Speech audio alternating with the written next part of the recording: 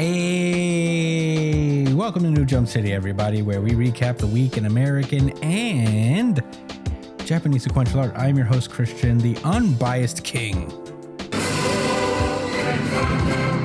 Espinal. And joining me through Discord, it is the man, the myth, the legend, the tank top sage. It's Joshua Gangsta Time Cole. It's called Partner, but it should be called Gangsta Time. What up, Chris? What's good, everybody listening? Hell yeah. Also joining us, it is our producer, Edgelord Big News, Brian. Nantoyu big news. Sup, nerds? Hey, we are back. We got some manga to talk about. We got a lot of chapters to get into, so let's not waste any time. You can find me at the Chris Espinal on Twitter and Instagram. Joshua Cole, where can they find you? At JD Cole _37, that's on Instagram, and at New Jump City Josh, that's on Twitter and TikTok. Hell yeah. Brian? You can find me at b.esp on both Instagram and Twitter. And if you ever want to catch me when I'm streaming, you can find me at twitch.tv/itspunchline. Damn right. You can follow the show itself at New Jump City on Twitter and Instagram and also TikTok.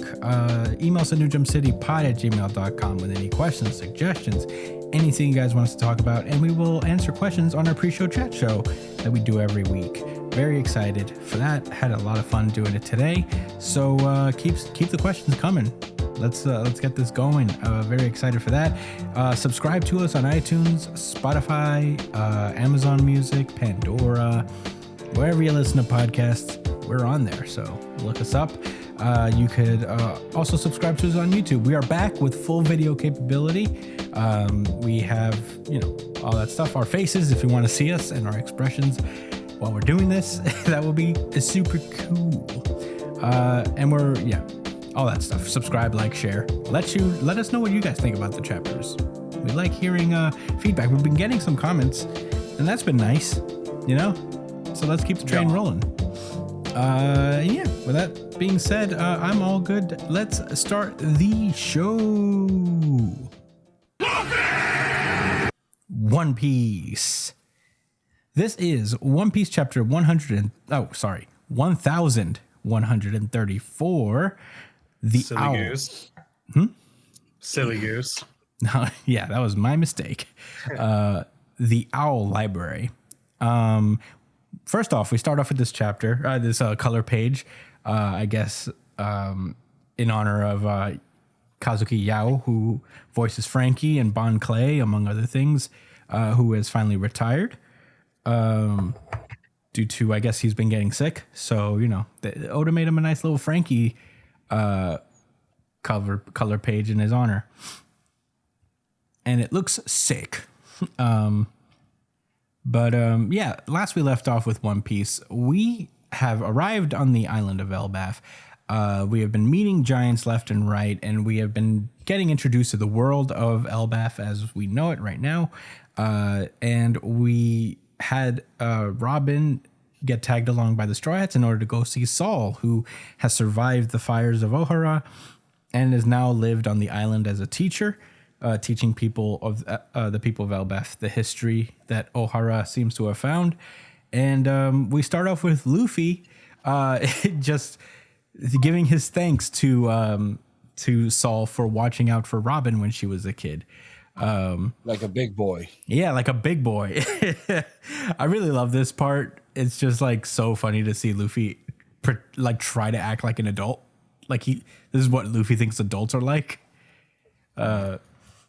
He even calls Robin a youngin, even though she's like 10 years older than him, which is funny. Saul sees this and he's like, "Wow, you finally found them, huh, Robin? You found what you were looking for." She's like, "Yep, I found true friends who will stand up and protect me." And the rest of the Straw Hats immediately start crying, like, "We'll protect you for life." So wholesome, so sweet. Saul says, "Thank you for coming all this way to Elbaf. I rehearsed it over and over with my assistant Paige, Ange, sorry." And he's like, "Years ago, I was in the Navy, so I know what a big deal the Four Emperors are. So thank you so much for keeping Robin safe." which is nice. Lilith pulls up and introduces herself as Vegapunk. And we have some time pass over as Jinbei is pulling this weird tank thing out from the ship. And she explains that this crazy tank thing is actually housing a Vegapunk clone. It's a perfect recreation of Vegapunk, unlike the satellites. But it is the body of Vegapunk who came here 20 years ago. So it would be a younger Vegapunk, I think, is what she's insinuating here. But Before yeah. he chopped his head up. What? Before he chopped his head up. Yeah, before he did that. And Lilith explains that it's her intention to create a little lab here to successfully recreate the clone, which is kind of cool. And she also assures Bonnie that she'll be able to make Kuma better. So that's something to look forward to. So yeah. They're going to get started for that. We meet Saul's assistant Ange. She comes in and she introduces the Straw Hats to the Walrus School, where the children of Elbaf learn from Saul. And yeah, the Usopp and Luffy immediately start running towards the school and start playing around with the kids. Zoro also is in the mix, and he's like, should I slash him? Which is fucking crazy. Should I murder these children? So yeah, they're so then I guess the girls of the class stop the boys from chasing them, and the boys back down, and Luffy's just like, oh my god, they're such wimps. So yeah, this is a sweet moment, I guess. They're talking about it, and before they realized they realized that they've somehow ran on top of another giant named Ripley, who is the biology teacher of the school. And she explains that, like, is it shocking to you when the warriors of Elbaf were ransacking the world? That was 100 years ago. Insults, violence, pillaging, and war. That's not the world we live in anymore. So, you know, the giants have changed a little since the 100 years where they were running around and causing mayhem. She quotes the great King Harold, something he once said. He says, don't fight other countries, trade with them. So, you know, I guess this King Harold has been instrumental in pushing Elbaf towards more pacifistic era. So that's interesting. But Ange explains that he was a great king who tried to reform Elbaf and was killed by his own son before his dreams could be realized, which I guess would be Loki. Yeah. So that's not cool. And ever since he died, the country had refused to give his son the throne, and so Elbaf has no king right now. So that's interesting. Ripley asks Luffy why he's not in his white-haired form, and Luffy explains that, oh, that's my free form. You know, that's who I am when I'm free. And she explains that there's a warrior who looks like that in Elbaf's mythology. So, you know, it really excited her, which is kind of cool.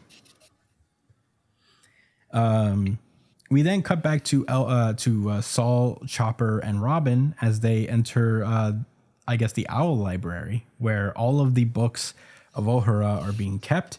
An interesting thing about this place is that when you come inside here, the book that enters the Owl Library becomes huge for reasons we don't know yet. So, I guess for the Giants. Yeah, I guess so. Yeah. But I guess I meant, like, we don't know how it happens or why it happens. Yeah, the means. Yeah. But yeah, Robin's tearing up. You know, the research her people have died for is safe, you know, so they didn't die in vain, which is, you know, it's been a good day for Robin. We then cut to the underworld, back to Loki, who is talking to someone on the snow transponder snail.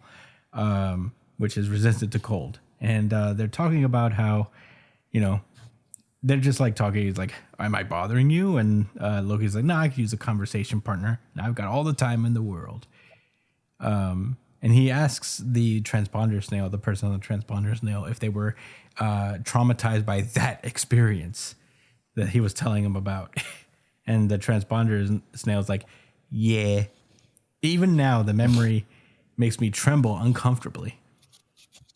And even Loki is kind of affected by this. You know, he says, it hurts me to hear it too. I've never met you or seen you, but through some twist of fate, we've long been friends. If I were there in your place, I would have razed it to the ground and killed them all instead. I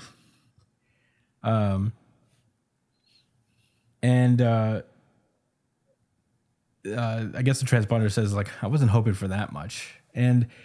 But this thing Loki calls this thing Shaggy, so we don't know why, but that's its name for now. And he's like, that's why you're so weak, Shaggy. Listen, you don't want to let these fools get away. You put them down for good. And the Shaggy just says, why, thank you. And he says, I've realized that those fearsome words of yours hide your kindness. Loki's not what he seems. And Loki's like, how dare you suggest such a thing? I will not have you sassing me like this. Me? Kind? Never say that again. And he's like, just wait till you get I get these chains off, Shaggy. And we cut back to the western village of Elbaf. Everybody's partying. The giants are doing their thing. And then all of a sudden, this black lightning hits the castle. And the pentagram, the teleportation pentagram that the five elders use appears on there, along with two mysterious figures. One is a woman wrapped in, I guess, bandages, and the other one looks like Shanks.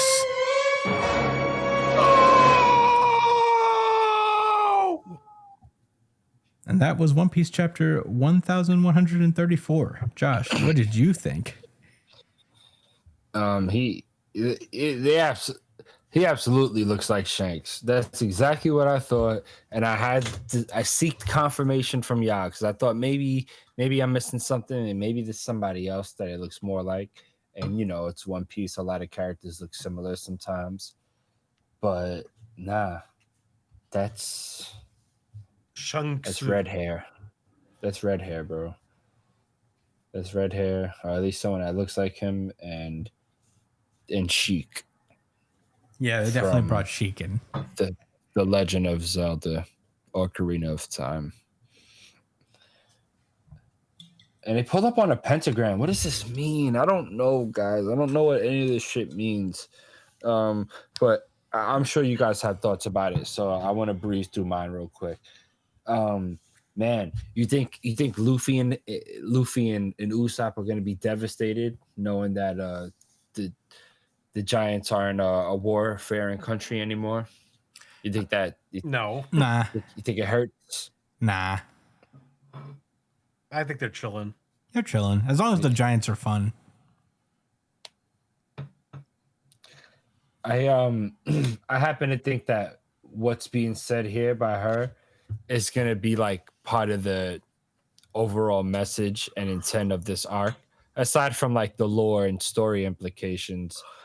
I think Elbaf is going to be about change and looking forward to the future in some sort of way.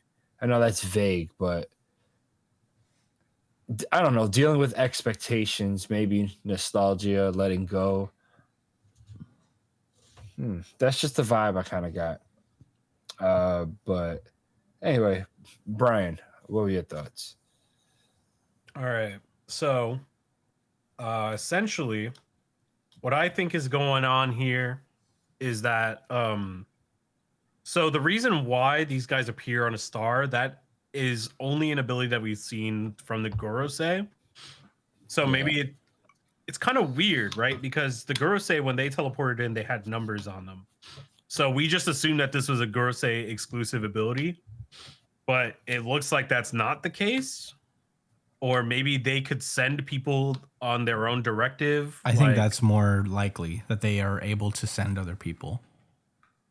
But so this kind of rules out Shanks, if that's the case, because Shanks is currently nowhere near Mary Joie, and it would take him way too long to show up there.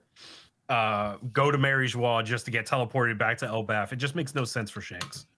So this has to be a relative of Shanks, or somebody posing as Shanks, maybe somebody related to him, but it can't be him. So we could just call him like Stabby, or Shivs. We gotta call him Shivs. Shivs and Shanks. Blue hair. Yeah, there's Shivs and there's Shanks. I'm interested in seeing who the girl is too, as well. That's an interesting little partner to have on this mission. I think they might be God Knights. That could be what their relation is. Ever since fucking Moon guy gave up his position, maybe Shivs took over his place and is now out here conducting business. My guess as to why they're here is because somehow word got out that the Owl Library has information from the Void Sentry, and they're coming in to take care of it and get rid of it.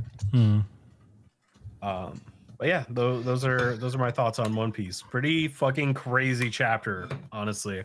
Like crazy, like end to a chapter. We'll see how that goes. Yeah, I am really curious about Loki. Obviously he is not the bad guy that he likes to make himself out to be. And he's probably being framed for killing King Harold. So that'll be interesting to see how that gets resolved and who the person is on the other end. It has to be the person who was talking to Crocus on that one title page a long time ago. I don't see it being anybody else, really. We don't know who it is because their back was turned to us. So I hope it's Shiki. I don't think it will be. Stop, it man. would be a little Shiki's crazy. It doesn't make sense. He is real. What do you mean? Shiki is a canonical character. He is one of the Rocks pirates. He showed up recently. I mean, I know technically he is, but only. But I don't think it's him. It doesn't matter. He's not real. Yeah, I don't think it's him. But maybe it's Scopper Gaban. It might be Scopper. Who the fuck is that? Y'all making people up. Gaban is the guy on Roger's crew with the 2 axes. Dave, you don't know Scopper Gaban? You've seen Gaban before. Yeah. You know, you're telling me you there's don't the Zoro know and Sanji Scopper of Roger's Gaban? crew was Rayleigh and Scopper. Oh, okay. Rayleigh was Zoro? Yeah, Rayleigh was like the Zoro. Roger, Silver's Rayleigh, Scopper Gaban. Yeah. They're named after metals. Pretty metal. But yeah, that's super interesting. I'm pretty sure that Shanks probably has a twin brother who is one of the Holy Knights, which means Shanks is also of that lineage. He is of noble blood. Probably Fingerlins is just feels like more confirmation that Shanks is Fingerlin's son, and this person is also Fingerlin's son. But somehow Shanks ended up on Roger's ship as a baby, and Shiv here remained on the Holy Lands of Mary Joie. This is going to be a weird conundrum, honestly. Because if you really think about it, if this guy fucks around and Luffy fights him, then Shanks shows up. Luffy's going to fight Shanks too on behalf of Bartolomeo. So it's kind of like a weird situation, honestly, to have an evil twin brother for a character like Shanks. Yeah, I mean, I think this is where the ambiguity about Shanks comes into Oda's favor, where, you know, there could be arguments to at any given point in Shanks, whenever we see Shanks, that it could be this guy instead. But it'd be very interesting to see how he fits into the story. I mean, we only see one half of his That face. would be insane if it was some situation like that. We only see one half of his face, so there's a chance that he doesn't have the scar. he doesn't have a scar. So maybe he just like colors that shit on. But Shanks has always shown up with his crew, though. It also makes sense that one time where Shanks went to go visit the five elders, that it wasn't Shanks. Yeah. was this That guy. was Shivs. That was Shivs for sure. It's the same kind of panel too. Like half of his face was covered inside of a hood. It's legit like bar for bar. Yeah, pretty The much. same kind of thing. I mean, I guess this puts to bed. Shanks went to the Gurusei.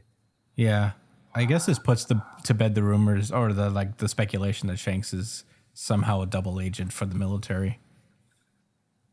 Because there's this guy. Well, we'll see. We'll see about that. I think this kind of takes it away because there's literally an op that looks just like Shanks. Yeah, that's what Shanks would want you to think. Yeah, but when does he have time to do this? Surrounded by his pirates. Shiv, man. Because his pirates are also part of the squad. Shiv. Yeah. But I really like this chapter. There was a lot in the way of giving us little droplets of information about Elbaf and its history. I'm excited to see where this continues to go. But yeah, that's all I got to say. Does anybody have any rebuttals or anything? Nopers. Alrighty, with that being said, let's move onward. Bloody Cross. Sakamoto Days. LOL. This is Sakamoto That's Days. the alternate title. I'm sorry. I'm running right over your intro. But alternate title for Sakamoto Days. LOL. That's all. This is Sakamoto Days, chapter 195. I know.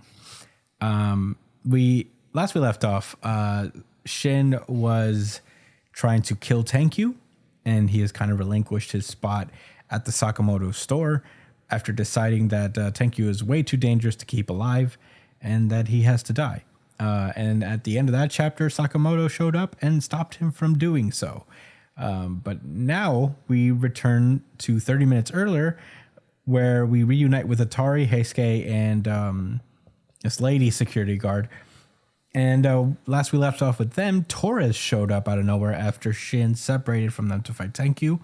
And he's asking about a reading on this horse racing ticket. And Heisuke's like, who are you? And we cut back to the outside world, where we find out why Torres is at the jail to begin with. And it turns out he was sent over there to rescue the fortune teller, because the JAA is concerned that if anybody takes her, the bad guys can use her for evil means. And at that point, that's when we get a full page spread back to the present. Both Heisuke and the prison guard lady are defeated. And at this point, I was like, oh no, Brian's not going to like this. That was literally the first thing I thought. Right? I was like, oh my God, no. Brian's going to go crazy. Was that your first thought too, Josh? Quite literally the first second I saw this. No, I was disappointed myself. I'll let you know when I think about you. I literally saw this. I was like, oh my God, Brian's gonna be a nightmare on the show. Brian's gonna go full menace on this podcast right now. But yeah, Heisuke is defeated down there, and but Heisuke is not out. He just got beat up a little bit. He seems to have survived. He's getting up, and he's like, "Stop! You guys ran her ragged, and now her luck's run out. Leave her alone." And Torres is like, "You think everyone gets to choose how they want to live? This girl and I are just playing the hand we're dealt. If you want to change your face, you gotta gamble." And it's at that point Sakamoto bursts through the ceiling and kicks the shit out of Torres, sending him flying. And oh crap! And Heisuke is like, Taro, what are you doing here? And he explains that he got an emergency signal from Shin's name tag and GPS, and he traced it all the way here. And Heisuke explains that Shin's down below, and he says that he's quitting the store and returning to the assassin life. And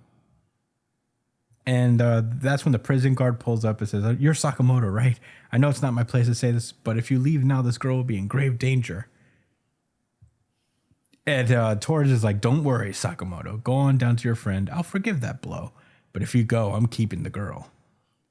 And if the black-haired kid and the woman give me trouble, I'll kill him. And that's when Sakamoto pulls out Heisuke's sniper rifle and Peisuke, and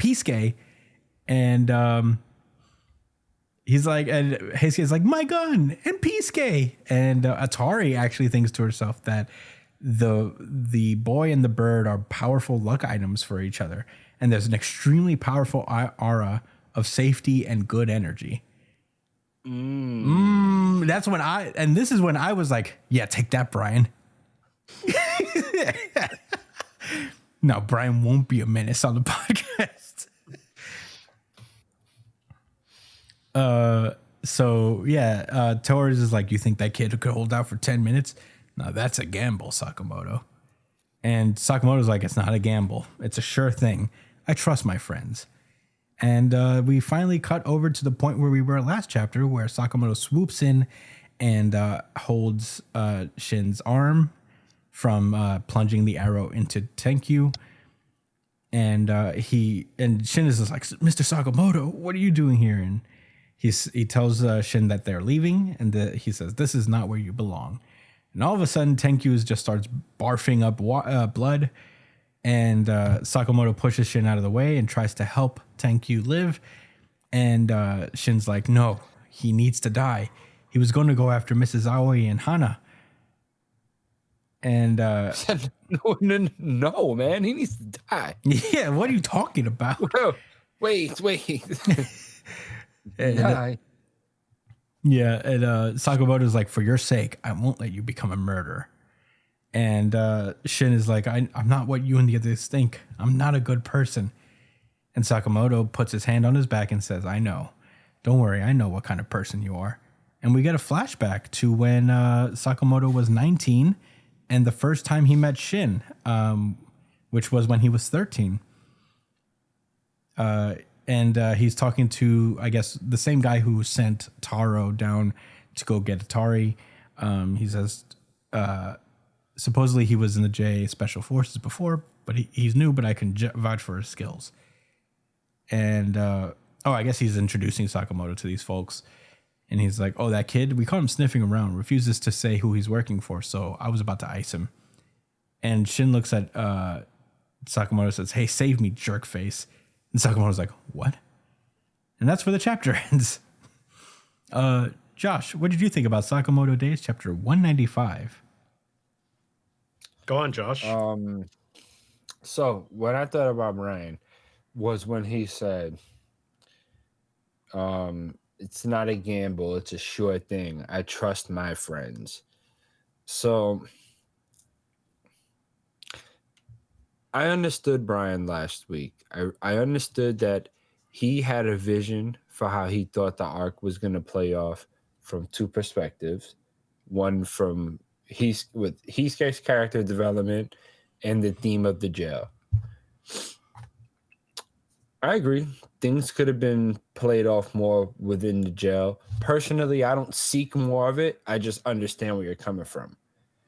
My biggest issue was that the arc wasn't over and there was still time for a point to be made about any of these characters, you know?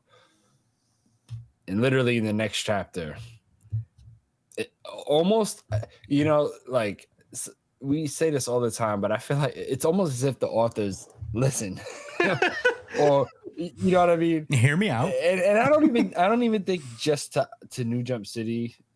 I think, you know, there's probably a lot of us that, like, we're three people on this podcast. We don't always agree and have the same perspective. So I'm sure there's a lot of other people out there that feel at least the way one of us feel. You know what I'm saying? So bro, they be listening. They keep their ear to the street. So we gotta always keep putting that energy out there. This is an example of that. He said, Brian and others. Here. And he can have his bird too. All right. Here. He can have his whole situation. Let's do it. All right. I brought him. I was gonna ease into it, but boom. That's for you.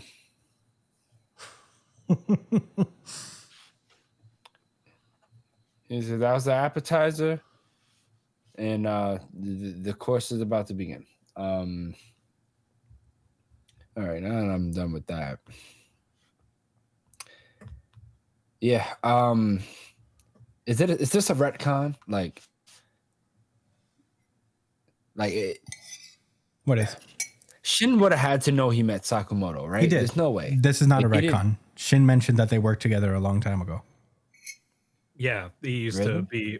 Yeah, he used to be Sakamoto's apprentice. I think they worked briefly together back in the day. That's how Shin mentions it.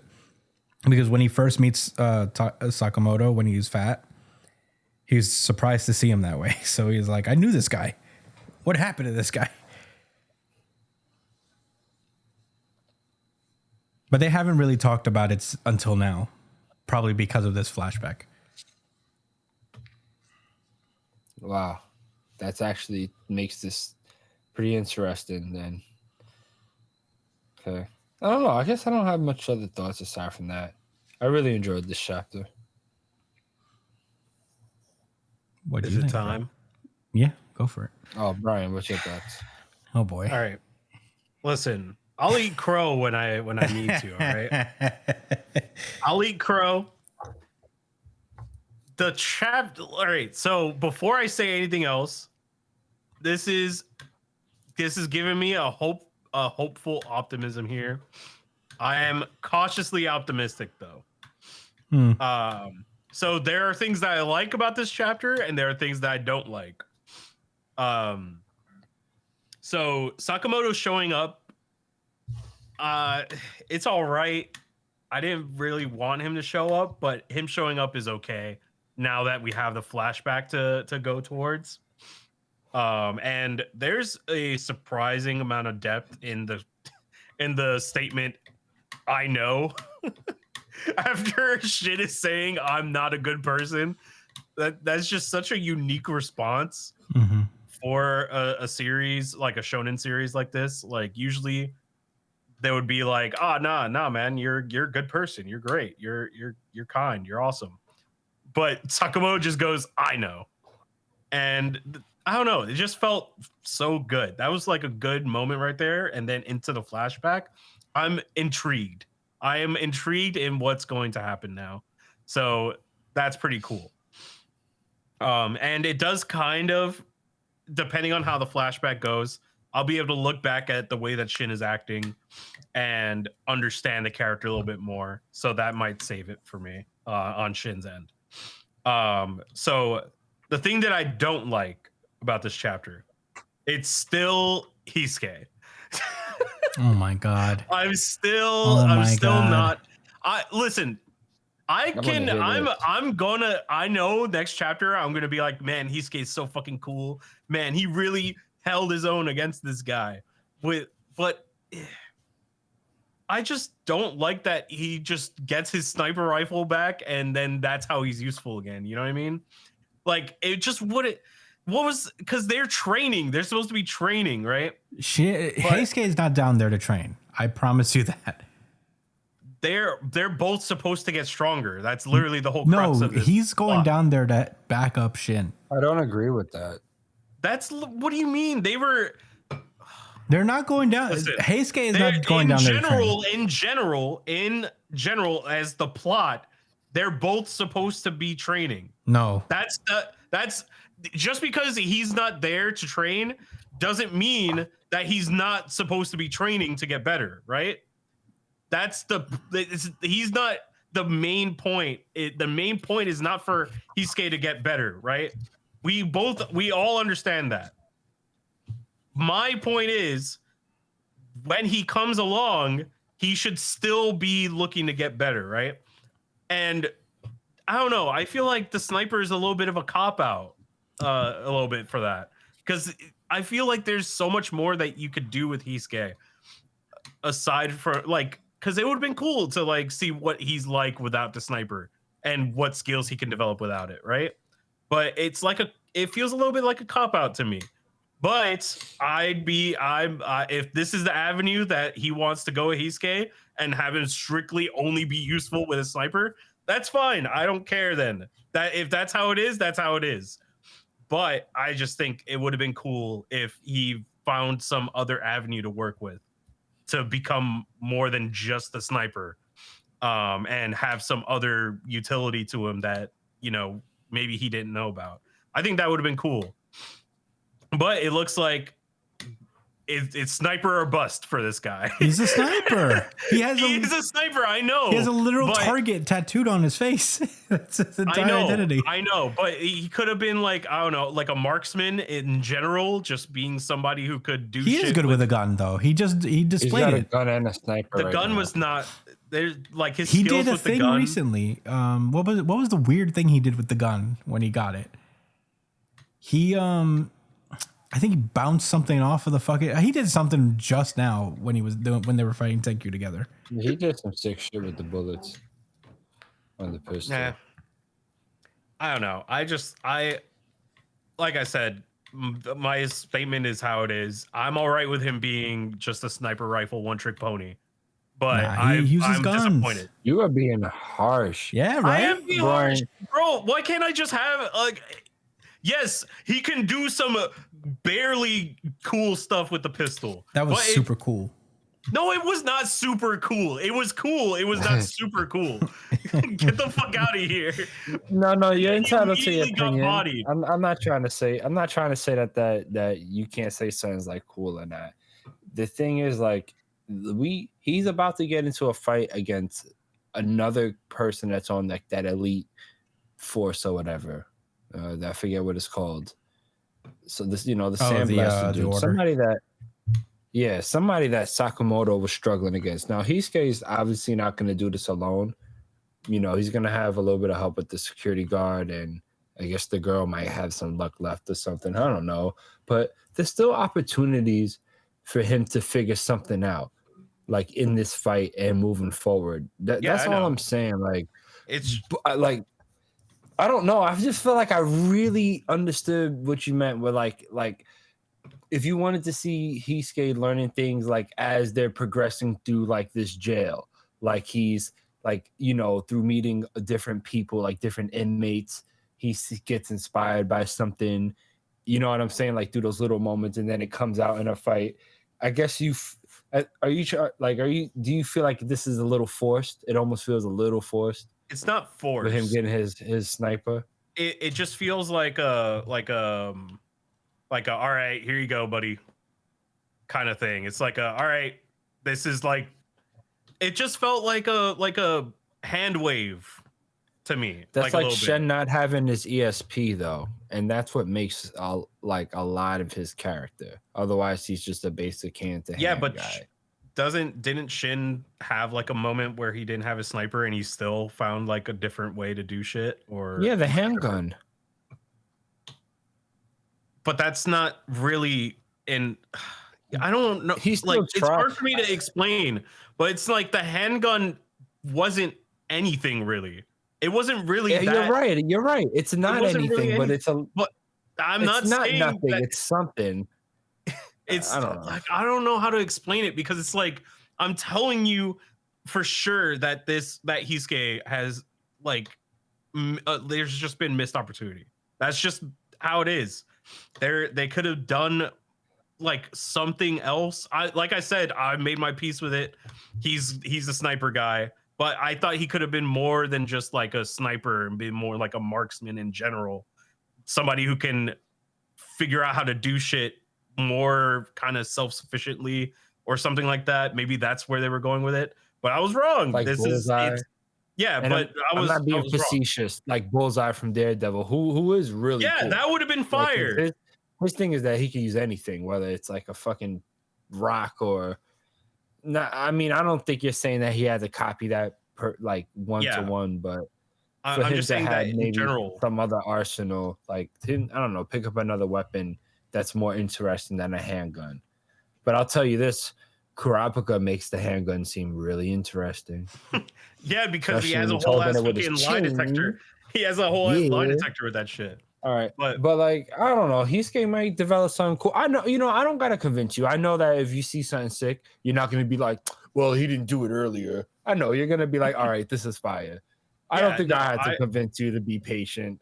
I know. I'm trying to see where you're wrong. coming from, but whatever. You thought it was gonna be a certain way. Yeah, I thought it was going to be a certain way. I had my expectations for how this arc was going to go, and it didn't reach the expectations. Setting wise, character wise, it can, like, obviously there's some things that are like the jury's still out on, like with Shin and the flashback. I feel like depending on how that goes, it'll probably save a lot of the arc for me. But I don't know. It just feels like, man, this could have been so much better. That's just what I'm thinking whenever I'm reading it. Like, the thing about Sakamoto Days, though, is that I'm not going to not enjoy the arc because the action and the fucking combat is going to be so fucking sick. So I'll at least have that to be like, oh, yeah, that was pretty cool. Oh, that was pretty sick moment right there. Man, the art was pretty cool there. But the overall substance of the arc, it feels a little bit weaker than it could have been, in my opinion. But I'll eat crow. He looked at me in the face and he said, "Fuck you, Brian." And I said, "All right." I don't know about that. I don't know if he did that. He handed you a L. I think he just was like, "You want to teach something? Watch this." You know what I mean? He's like, "Watch this." Watch him.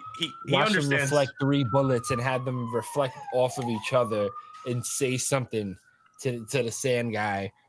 It'll say something to him like, "Look up," and he'll be like, "Huh?" and get shot. I don't know. Yeah, no, I believe that cool. Hisuke is going to do some cool shit with the sniper, but we shall see next week. I want a slingshot. I'm eager to be proved wrong. It would have been so cool if he had a slingshot, man. Oh my god, that would have been so fucking. Or if he took Tenkyu's bow, you want him to take Tenkyu's bow and arrow and say, "You know what? This honestly, is that would have been pretty fire. I'm not gonna lie. That would have been. This so is sick. my shit. You're not sniping nobody's family, bro. Tell me how cool. Not with this. I feel like Tenkyu should have been Hisuke's villain. Not gonna lie. They might be. It might be. Or allow them to set it up, bro. Here's my theory. I think at the end of this arc, Tenkyu is going to become Hisuke's coach. That's what I think is going to end up happening. I'll take a rival. Or I ain't gonna lie, if he dies, I mean, that's cool too. Yeah, I don't think Tenkyu's gonna die. He's not gonna die. He's not gonna die. At least not by Shin's hands. Maybe Sakamoto, he'll be like he's about to die to Shin, and then Sakamoto just like snaps his neck and he'd be like, "Look at that, you're not a killer. You're not a killer, Shin." I am. I killed him. I'm a killer. Now I have to leave the Sakamoto family. Take care of my wife and daughter, please. Please. Por favor. Now my wife will divorce me, and now you will have to take care of her. Because that's the rule. If Sakamoto kills, Aoi is going to divorce him. Yeah. So you're my wife's new husband. Shit. Yeah, you're going to have to marry my wife. Yeah, Stephanie, she got some shoes to fill, man. My wife. Get it together. Cut the emo shit out. Mm-hmm. Provide for my daughter. Work at the store. Provide for my daughter. Yeah, those are my thoughts. Chris, what do you think? Yeah, I really like this chapter. If I could say something about the Heisuke thing, it's just I feel like you're looking at Zoro using 3 swords and being like, oh, what if he used 3 knives instead? It's like we've seen Heisuke do cool shit with other weapons before. We've seen it. We know he's capable of it. He's just a sniper rifle guy. He's always been that. He's never pretended to be anything else. That's okay. There's that one guy who's literally a sniper rifle as a character. Heisuke is not the most egregious example of this. So So I don't know. I'm not really. No, there's a difference. Come on, there's a difference. Come on. That's the whole point. I don't know. I'm just saying we've definitely he's been so consumed by sniper rifling he's that a he's sniper. become a sniper. But that's not the point. It's crazy how Zoro is so obsessed with swords. Is it because he's a swordsman? Zoro and Heisuke are two completely different characters in different settings, right? I'm saying no. I'm making a comparison here. I'm making an analogy. Yeah, but the comparison doesn't really add up. It does. Though. I think it does. No, what it you doesn't. mean I don't add up? Not. No, it all doesn't. depends on how it's executed. That's the point. I don't think it's comparable. Yeah, it is. Well, Zoro uses nothing but swords. That's how he fights. Like an objective truth that it's like less interesting. I think Usopp is more of a comparison. Okay, fine. Usopp only uses a sniper rifle. Are you constantly not a sniper rifle, a slingshot? Are you like, I wish you would get a sniper rifle? Yo, you want to know what Usopp does? With a couple pistols, Is that you want to know? You want to know why Usopp is a good comparison? Because he's the sniper king, right? Pew, pew, pew. I wouldn't mind that. But guess what? Usopp has added to his arsenal. He has changed the way that he functions. He's not just a sniper. He has other things that he can use. Like what? He uses He snipes. But he uses he different doesn't bullets, kung fu fight. Different ingenuity. He just shows. No, he has different bullets. So does Heisuke. Bro, he ricochets bullets. That's his big thing. Yeah, he ricochets bullets. You think that's easy? There's only a few characters even in manga that could do that. Him and Billy. Who else? I'm People saying from that the Usopp series, I guess. Usopp does nothing but snipe with the same weapon. Jolie could do it too. All right? The whole way through. Weapon, but he does different shit. It's not just he has different. Somebody. He has different bullet, but the action is the same. He snipes people. Exactly, but that's the point, right? He developed more techniques. He developed more it's techniques. The same thing. Isuke is just fucking reflect bullets, bounce bullets. It's cool, but I'm gonna find that thing that Heisuke did. It would be cool if there was more cool. to it. You know what I mean? If there was more, he needs to further develop his Hatsu. Yes, I don't think it's more that crazy. Conditions. Am I not logged into this thing? Oh my god. Whatever. Dude, I just want the best. I just want the best for Heisuke. And he is. You guys want him to. You want him to stay the same. I didn't say that. I'm pushing my boy.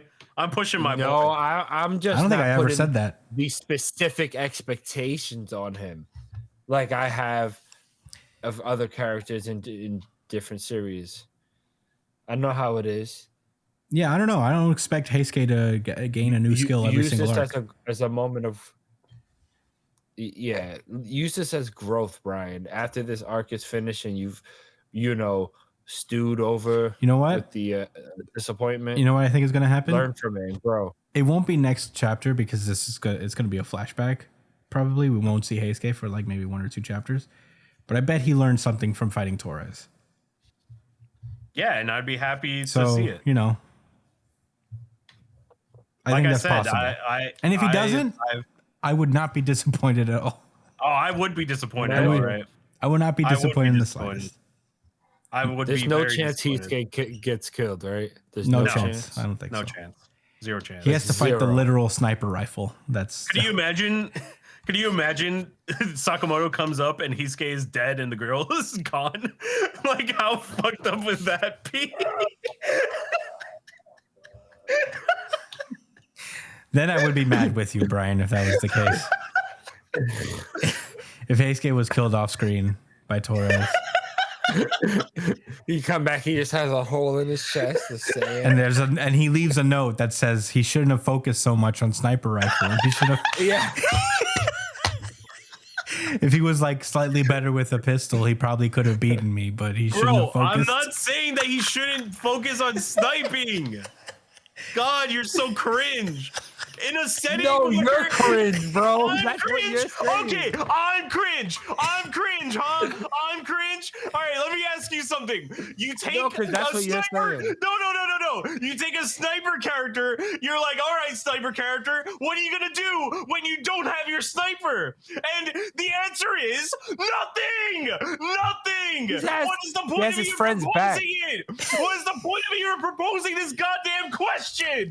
Tell me. Hold on. What is the point? I'm gonna log in What is real the fast. point? I gotta It's find like this saying- thing. It's like saying, hey, man, you like to drink water? Well, what are you gonna do when you don't have water? Oh, I guess I'll just fucking die of dehydration. That's not what Like, happened, come though. on. You find another way to fucking stay hydrated, for fuck's Bro, sake. he barely has weapons. What do you want him to do? He doesn't have a fucking. He just didn't. No! If he He doesn't just have a didn't do it in an sniper- interesting enough way. If he doesn't have That's a it. sniper, give him an alternative that is interesting in a setting that is so prime for a fucking different setting, like a different skill. Don't give me that shit. I don't care. I think that's stupid. If you was a sniper in prison, what would you do? Slingshot. But there's no slingshots around, Brian. He could make one, like a prison shiv. Come on. Do they let you have rubber bands in prison? I'm sure you could Maybe find one. You can use the elastic from your drawers, maybe, like the drawstring. You guys made me crash out. You guys made You me crashed out fucking pretty hard. crash I don't know out. why. Yeah, you. I crashed out pretty intensely. Because you said it was cringe, and then that's why I got me tight. Like, what the fuck? No, it's not. You crossed the line there. I'm Calling me okay with cringe. him being a sniper, but if he doesn't have a sniper, I thought it would have been cool to be like, oh, he doesn't have a sniper. What is he gonna do? Nah, He does fuck not a that. sniper. He's a sniper. So why even bring him here? There's a whole ass You other wanna- character that could use some fucking screen time. Fucking the girl just chilling inside of the fucking school, like, department thing in the He was Sakamoto supposed store. to develop an ability to change. This is what your he did. hormones. Bro, okay, so when they were dealing with the lasers, Tenkyu shot so fucking efficiently with a handgun. He shot in between Shin and blocked lasers at the exact moment Shin was about to that was a cross. cool moment. What do you want? Yeah, that was a cool moment. That was a pretty cool That's not moment, nothing, Brian. You see, he can do shit with a gun. He doesn't have a lot of options weapons wise. He should have even had the handgun to begin with. Oh my though. God. If we're being real. It should have been a slingshot, really. It should have been a slingshot. He should have gotten How fire would that have been? he should have gotten 2 little sticks from the beach they were on and created a slingshot, even though he had a fully functional handgun for a second there. Listen, all I'm saying is, missed opportunity. Sakamoto Days is peak. It's peak. Bro, he was fighting against that warden. Yeah, you was loving that shit, Brian. He got bodied by the warden, didn't he? That doesn't happen in jails. Then he got his lick back. That doesn't that happen in happened. jails. Not like that.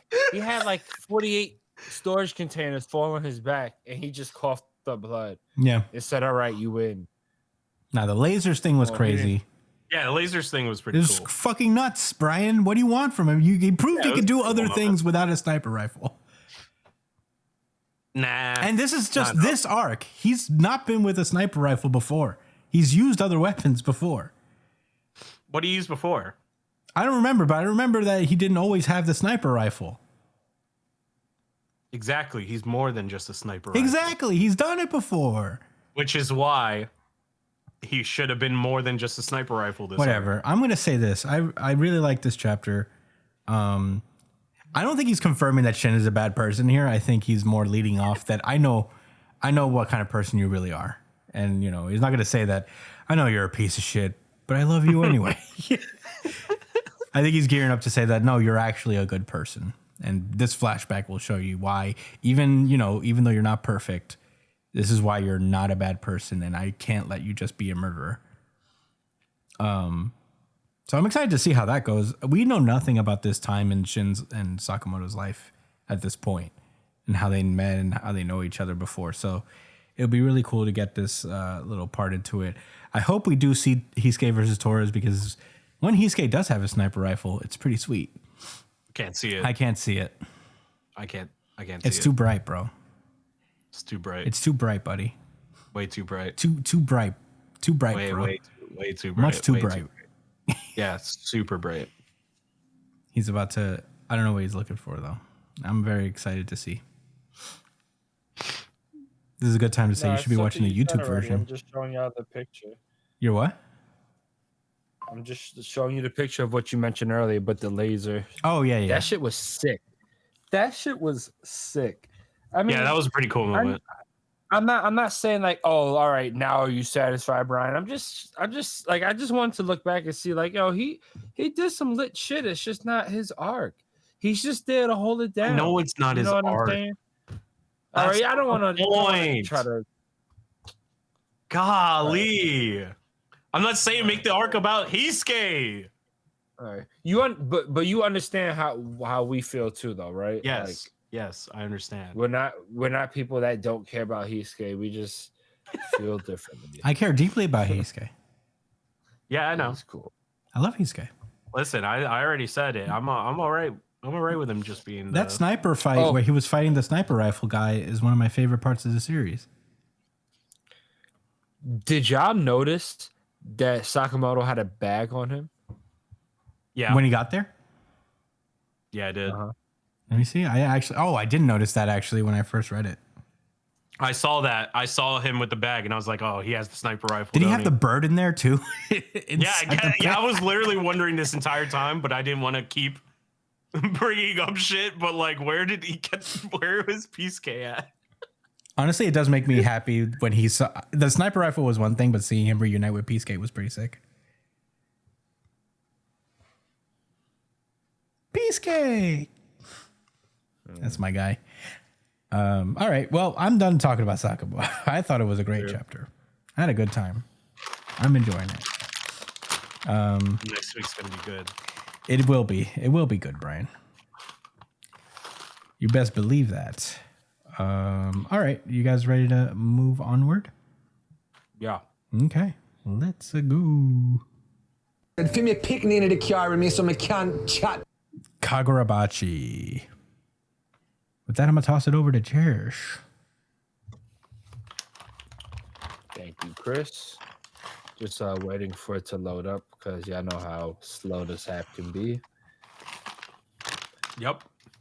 I do indeed know. All right. Kagurabachi, chapter number 62. Iori? Yep. That's an Iori. I, right? Yep. Okay. Alternate title. Holy shit, for real.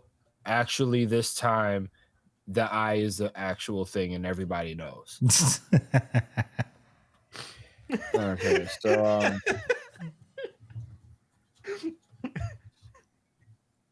Everybody. last week, yeah, for sure. It's confirmed without a shadow of doubt. No pun intended. So last week we found out that Samurai has a daughter that he casted a spell on to make her forget who he is and who she was, and I guess the mom too, so that they could never be leveraged against him. To be leverage. Anyway, this week we cut to Iori in her school. She's saying good morning to her friend, to her mom. Oops, his friend. And she's like, oh, my dad left before I was born. My mom raised me all by herself. As her mom were just sharing breakfast, she's like thinking to herself, and she's like, oh, it was basically an ordinary morning, except, violence was on the rise. And 3 days earlier, a weird thing had blacked out the sky. Yeah, he's watching. Of course, when it first showed up, there was a big fuss. For 2 days, they canceled school. Right? I mean, Yeah. yeah. Reasonable response, I suppose. Yeah. And then I guess after 3 days, they said, well, it's good. It's safe enough to go to school. I would have been mad tight. I would not have went outside. We're all just cool with the fact that this thing's in the air? All right. Or I just wouldn't have been going to school. I just would have gone to the store or something like that. Damn, but would people have been working? Anyway, we cut to her class and the teacher's talking about how the Kamunabi, which is, you know, the known police force or whatever, you know, they said that the situation's not, you know, deadly, or, you know, it should be fine. And then we have a kid here that has like this weird mark drawn on his face, and he's like, "This world is over." That's what that thing in the sky means. And the two girls start cutting his ass immediately. Yeah. Like calling him a fucking like loser. And it was like, "What's up with your face?" He's like, "Oh, this. It was there when I woke up." And the girl called him out immediately. It was like, "No, you're trying to look like that kid Chihiro." Well, they don't know his name, but you're trying to look like that kid that murdered all those people in the theater. Which, by the way, he didn't. He did not. He didn't. He did Fake not. news. Free my boy Fake Chihiro. news. Fake news. Yes, that's his vicious lies and propaganda. The propaganda Kamunabi over here lying about Chihiro. Yeah. So the kid goes on to say, like, "Look, this mark is proof of my mission. Very soon our lives will be turned upside down and the fate of the world will be in my hands." He thinks he's the main character. He literally this does. guy. Yeah. And the girl's like, "Oh, boys are so dumb." But some of the other kids think that Chihiro was badass, that he looked around their age. And Iori, the main girl, is like, "Yo, that guy's a fucking murderer. That's messed up." And after hearing that, the kid with the mark on his face rubbed it off. I was like, "Yeah, you're right. I'm wilding." I was doing too much. Even though it's fiction, you know, he's doing a lot. But Iori's feeling weird. She thinks that she's been having these weird vibes ever since the eye came in the sky. Weirder than normal weird that you would feel from an owl eye being in the sky watching you. Yeah. Like some memories from the past that she can't quite access, right? And the kid that had previously had the mark on his face, the main character, is like, "Yeah, it's a sign that you've been chosen too." Like his name is Ikura. Would you shut up? And he's like, "Oh, lots of things cause insomnia, like stress. You know, if something's bothering you, you know, like an eye in the sky, Like a giant owl eye in the sky. But I guess I'm not letting that go." No. No. And Iori just starts to, like, as she looks up into the sky, she has an image kind of projected into her mind of holding somebody's hand. Samura, her father. And then we see that, you know, a lock and chain express how she's like, she can't go any further, like a TV cutting off, or like when you're watching YouTube and you go underground on the train, or like Instagram, you know how you can only see a little bit of the video. You try to keep like going back to see if more loads, and it's just the same. I want to note that one of the chain links actually breaks. You have to zoom in kind of to see it, but one of the chain links on the lock like breaks a little bit. The one on the upper left. Yeah, you're right. Yeah, that's interesting. I didn't see that. I didn't notice it until just now too. Yeah. Yuri starts like getting all insecure, and she's like, "Oh, like what if this guy's having some type of effect like only on me?" And her friend is like, okay. Okay. She's like, "You're letting this weirdo Ikuru get to you." And he's like, "Oh, want to join the battle for justice?" And you know, as her friends are like, you know, making light of the situation, Iori notices like a man standing by the gate with like this robe on. It's actually the sorcerer we've seen that's part of the Hishaku from last chapter. That's carrying around a special sword. Anyway, somebody like a security guard goes to meet him at the front, and we see the samurai's hands move so fast, like kind of blurring, and then he drops, and he's dead. Immediately, the samurai guy, the sorcerer, jumps through the window, and he's like, "What year is this class?" And he's like, "Second year, bingo." He's like, "I'm looking for Samura. What class is she in?" And then like his accomplice Hishaku member is like, "Oh, that wouldn't be her name." You know what I'm saying? Like, you sound fucking dumb. Like, Idiot. But yeah, like we don't have any photos or nothing either, but we do have a specific way, and it's by her tasting people's blood. Yeah, interesting. So she's gonna taste every girl in this class. Terrible phrasing. Yeah. Terrible phrasing. It was pretty bad. Anyway, Ikaru, who believes he's the main character, gets up and he's like, "Yo, like, what are you talking about? Killing people? Like, like like you wilding. Like, you could have killed somebody coming through that glass." And the sorcerer's like, "Yo, we can kill the boys, right? Like, you only need to keep the girls alive." And right as that happens, Iori jumps in the way, knowing that she wouldn't get killed because she's a girl. And she's like, Ikaru is like, "Why?" And she's like, "That's for standing up for us, But seriously, like, cut it out. You're gonna die. Relax. You're a side character. Fade. Yeah, you caught that, right? That was nice. So he was like, "Damn, why is this happening? No, times 10." And out of nowhere, the mini ninja guy with his suit on is like, "Excuse me." And in the next moment, Chihiro pulls up with his sword in an attempt to slice off the head of the Hishaku sorcerer. Based. Which he blocks like really quickly, to Chihiro's surprise. As I'm sure all the kids noticed that, that's the kid from the TV that murdered all those people, supposedly, allegedly.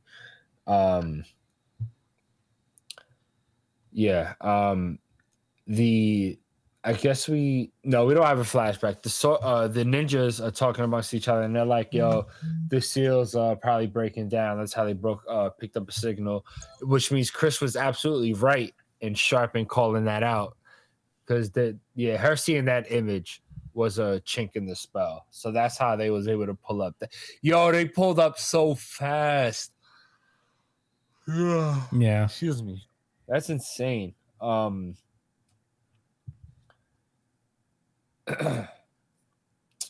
Anyway, the short one is thinking to himself like, "Yo, it has to be something external, like the influence of the owl. Like, they can't just be it. Like, the girl has no memory of Samura. There's nothing that could be what is it? Gearing it? What? I think he meant gearing. I think Triggering it? Gearing it. He said Gering. Oh, triggering. Sorry, guys. Wow. That was a little slow. Anyway. Try gearing it.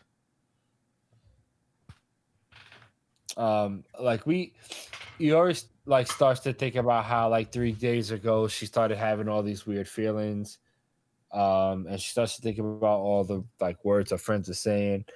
And she like tells like the little ninja dude, like, "Yo, like, if you know something, like, please tell me. Like, what's up?" He's looking at her like, her memory of Samura is completely sealed, but if unconsciously she's trying to break it herself. Like, damn, Samura, you keep underestimating all these youngins. Like these spells ain't strong enough, and your intimidation ain't strong enough. You're weak, bro. He didn't say all of that. That's my own conjecture. You're whack. Conjecture. You suck. Sorry ass. So the young one is like, look, we're gonna explain this shit later, right? But there's these bad guys coming after you, and your life's about to change for a long time. But you're under our protection now, so it's cool. All right. That was Kagurabachi. Brian, what were your thoughts? This was a pretty good chapter. Not gonna lie. Not the really. Is it the really good chapter? Well, I don't know. I really liked the build up to this. You get to see a little of Iori's character, the setting that they're in, and just how fucked up shit is for Chihiro by comparison. Because he's literally the same age and he's out here fucking slaughtering and fighting for his life every other day. Meanwhile, these kids are just coming to school, chilling, goofing around, doing stupid shit. It's kind of a crazy contrast. And seeing Chihiro pull up into this classroom this way kind of makes you realize, wow, he really is like the same age as these kids. Like, you see the way that these guys are talking, and when you compare them to Chihiro, you're like, man, this kid had to grow up fucking quick. And honestly, he's always been like that because he was the caretaker of the house. Like, he always took care of his dad too, so he was the mature one in some ways. He was always like the mature one, so he never really had a chance to be like an actual kid because his dad was a kid. But this was a pretty sick chapter. I liked the distraction for the ninja for Chihiro to come in and slice at him. Very Chihiro move.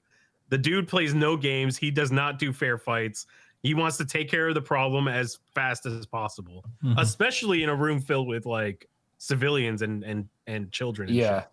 So he tried to take this guy out as quickly as possible, but the dude had his wits about him. It was, you know what, RGC, fuck it. I talked myself into it. This is so fucking cool. I want to say for the record, this is also my really good chapter of the week. Yeah, this is my RGC as well. Oh my god. Unified RGC. Unified RGC. Is this you? Unified RGC. It's been a while since we had a unified really good chapter of the week. That's a new drop, right? No, it's always been the unified really good chapter drop. I don't know if you haven't heard it before somehow. Yeah, I thought it was different. No, we've had this for the better part of a year. Maybe remember 2 the years. harmonic convergence? Yeah, we couldn't find it. We couldn't get it right. Audience.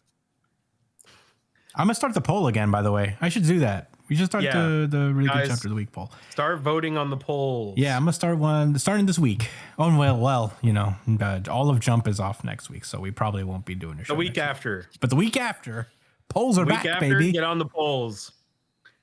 Cast your vote. Cast your vote. Kagurabachi has a swag about it. Like, I don't know, man.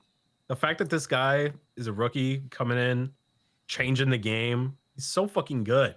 Like, the way that it's the new Bleach. Talk. Yeah, everybody. It's okay. I was gonna say.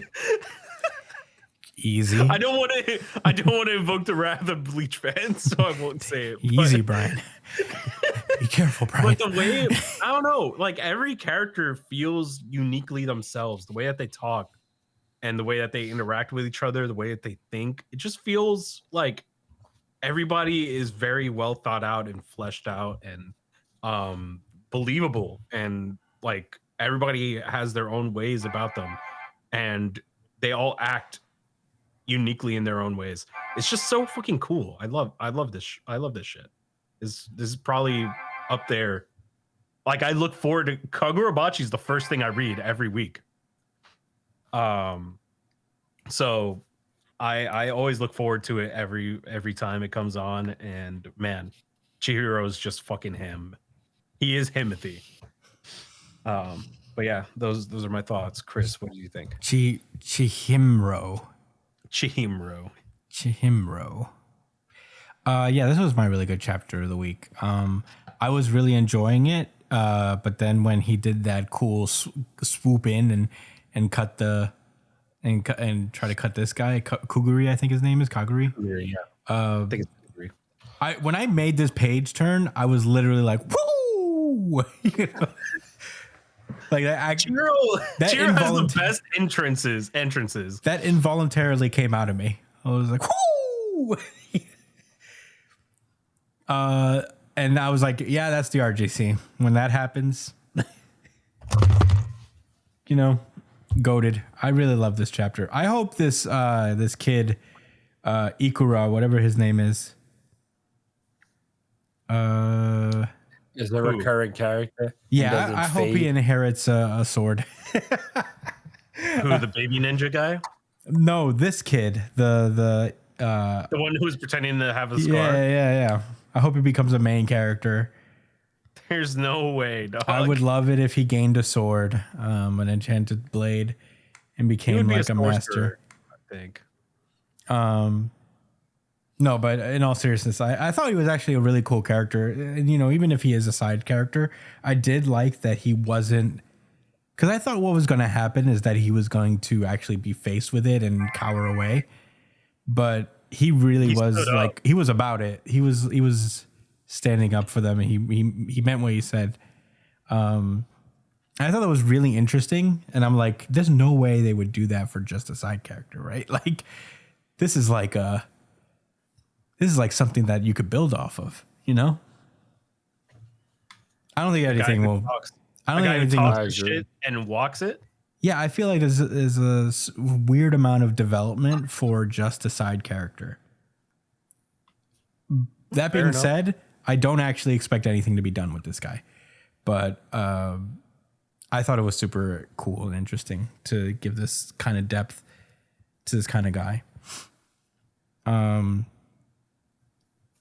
Yeah, I'm really excited. I thought this was like a great start to the arc. We got our objective and we got to know Iori fairly quickly. I think the fact that this thing's in the sky and everybody can see it is so funny. There's just something so awkward about it, and that everybody's just like going on with their lives. But yeah, I thought this was a great chapter. I really enjoyed reading it. It was the best like read of the week for me. But that's all I got to say. Josh, what did you think? Yeah, like I said, this is my favorite chapter of the week.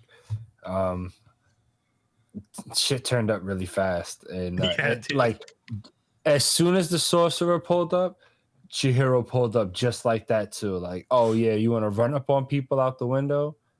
Surprise hit people, but he was ready. You know, he ain't no chump. And you already know, like when it comes to the Hishaku, there's no conversation. It's on site for Chihiro. You know, when it comes to them, he's not trying to negotiate. Yeah, he wants them all to suffer and die. It's like Kurapika. Kurapika is now drowning in an indescribable emptiness. Kurapika is now drowning. I just want to say it real fast. Yes. Chihiro and Kurapika would be great friends, I think. Yeah, so I think what's I forgot what I was gonna say. Oh, all right. So I think Iori's interesting because like I don't know if she's gonna have like powers or anything like that. Like I kind of doubt it. Maybe she'll end up getting one of the swords like we mentioned before. But like she made me think about Chihiro and how like he is not a normal kid at all. Like he is still pretty much like a high schooler, right? Like he's not like an adult. So I really hope they spend time together. I'm not trying to ship two high schoolers or nothing. Although I'm not shaming anyone that would, but I do think it'll be cool to see how they interact with each other, because he's kind of awkward and stoic, you know what I'm saying? So maybe she'll bring some more personality out of him. They both have a strong resolve. I'll say that much, though. Strong resolve. Because I feel like Chihiro would have done the same shit she did if put in the same. Yeah, she thinks murder's messed up. Yeah, she does. Yeah, that was so smart, her jumping in the way like that. Yeah, that was actually a pretty cool moment for her. Like, I was like, oh wow, yo, this girl really do fucking have some fucking cojones. You know, she probably does have some hidden strength to her. She, like, I think that's what was being hinted at when it was like, is there like some type of outside influence like that, like even more than just the eye? And it's probably a matter of her having like some type of innate ability to like resist the spell and resist spells in general, or something like that. That would be interesting. Yeah. But those are all my thoughts. This shit was lit. Yeah. Style goes a long way, and I'm not afraid to say it. This is like new Bleach. I'm not saying it's better than Bleach, but it could be. It could excel in, in places Bleach didn't, while still carrying the style. Listen, I'll talk as much shit about Bleach as I want, but I could also acknowledge it was a great series and had so many cool points to it. Definitely. Even towards the end, it had cool points. Even the shit I got upset about, I still thought was kind of cool, right? So, there. Yeah. All right. Well, are we ready to move on? Yeah. All right. Kagurabachi. Great chapter. Kags. All right. Let's move on. Bitches get shot. It get heavy. Gra. Dandadan. Dandadan, dandadan, dandadan, dandadan, dandadan. All right. I'll pass this one over to Brian. Yeah. You know how this app be. Yeah. You know how this shit be.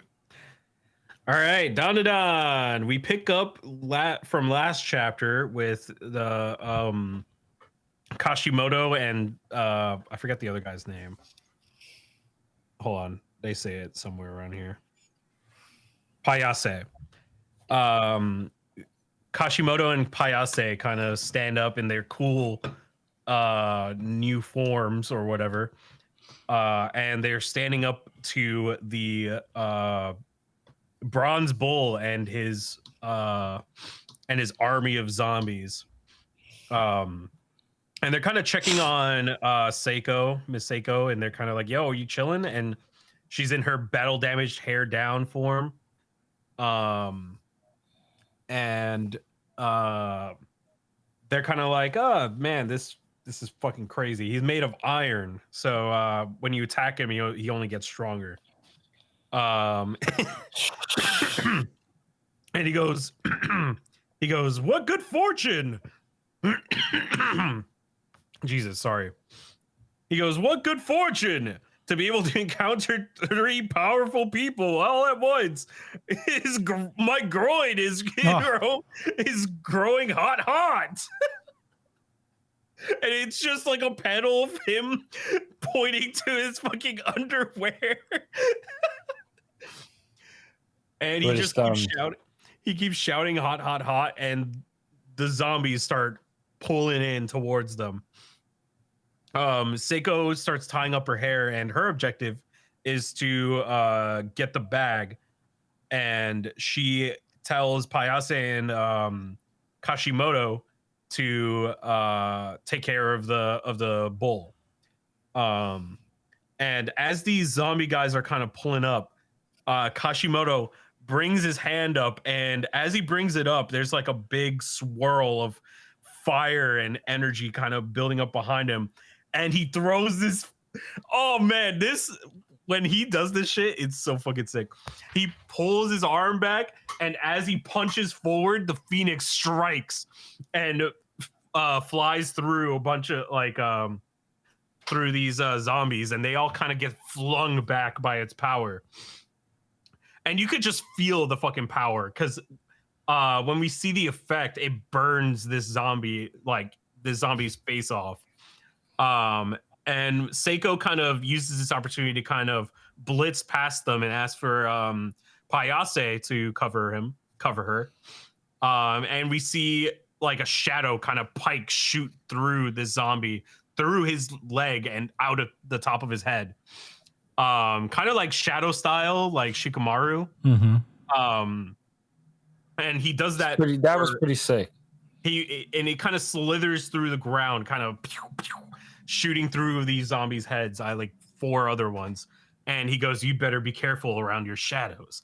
I cloak myself in darkness and then sweep away the darkness."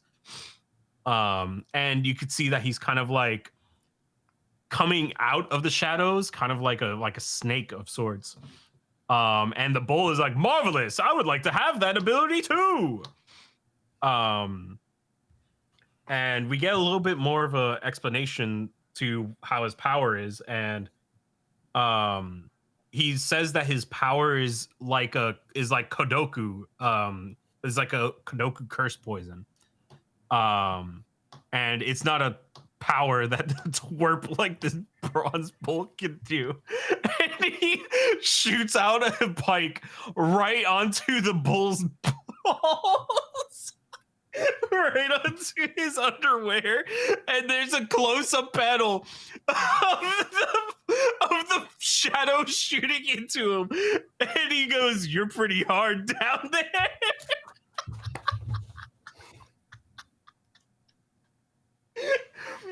And then he grabs Payase's shadow thing and kind of pulls him out of the ground, and Payase's main body falls out.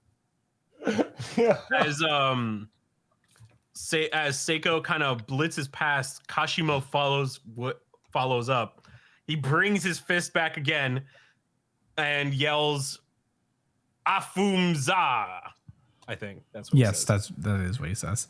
And then he goes, same thing.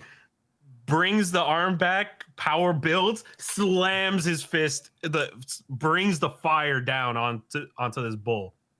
And he keeps doing like a barrage on him, kind of like a Dempsey roll of fire. He goes, and Payase shouts that it looks like it's working. And they kind of get ahead of themselves, and Seiko goes, "Don't drop your guard." And then the bull immediately counters with this devastating blow onto Kashimoto. And he goes, "Marvelous, strike me more." And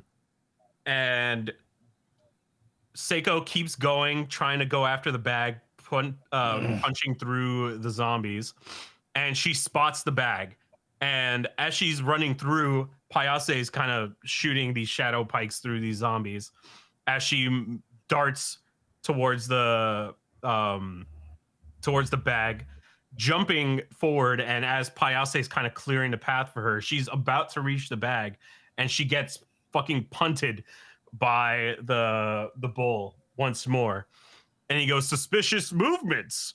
I could see that there was trickery afoot with this bag." And as he's kind of focused on the bag, Kashimoto comes back with another Anfunza, bringing the fist back again, only to get immediately bitched by this bull. The bull immediately brings his fist back, knocking the flames and Kashimoto aside. And he kicks up the bag and goes to reach for it, but then Payase kind of brings a shadow up that kind of keeps it away from him for a moment. And he punches the ground to kind of get the shadow out of the way, which causes the bag to be flung aside. And Seiko goes to grab it, but she is immediately like restricted by this bull. The bull wraps his arms around her, and he starts to crush her around him. And Kashimoto comes in with another Anfunza, punches him with the flames. And as he keeps punching her, the bull is like, "Oh, you better give up. Your attacks are just gonna affect her instead." because he's made of iron. So he's just getting hotter and stronger. And Kashimoto keeps attacking her. And even though it's hurting Seiko, she's calling for him to continue going. And at some moment, like during all that, he's kind of like gloating about how much stronger he's becoming. And then in that moment, Payase shoots these shadow hands through his shoulders, kind of knocking off his arms, releasing Seiko, which he's completely shocked by. He's thinks that he thought it was impossible. He thought that he had reached the ultimate hardness. And it turns out that the stronger that light is, the deeper the darkness and the poison and the curse from Payase's shadows becomes. And Kashimoto kind of chimes in and he says, do you know why we feel things like pain and cold and heat? It's so that we don't die. And if this bull didn't realize just how hot he was burning, and because of that, it allowed them to find a weakness within that heat. And we also find out that Kashimoto's flames aren't heat. They're actually a cold heat that go down to absolute zero. And he calls it an ice flame. And when the temperature of iron goes down, it's more susceptible to hydrogen penetration, and it cracks easily. Yeah. Mm-hmm. Science. And as Seiko gets up, she goes, you gave me a hard time. You know that, dickweed? And she pulls out a ward, and she places it onto his forehead. And then she kicks his fucking head in half, going, then take on a god, asshole, in a big 2-page spread with this fucking bull's head getting fucking exploded by her. And that's where we end the chapter. Whew. Josh, what are your thoughts? So, this was everything I thought it was going to be. This is actually my second favorite chapter of the week. Agreed. Yeah, but it was hilarious. I mean, peak Dandadan. Peak weirdness was I don't even want to go back to it, but page 9 was insane. I don't know about these zombie ninjas. I don't know if they're just part of the bull's ability or something like that, but they all got washed. I mean, when the grandma got kicked, I was just like, yo, how much damage can she fucking take? Like, who are you? Is she actually a god? Like, is there something about her like that? She's really strong. Am I missing something? No, she's just her. She's a cursed spirit. No, she's a witch. Nah, she's just very strong in this world. We never really seen her fight.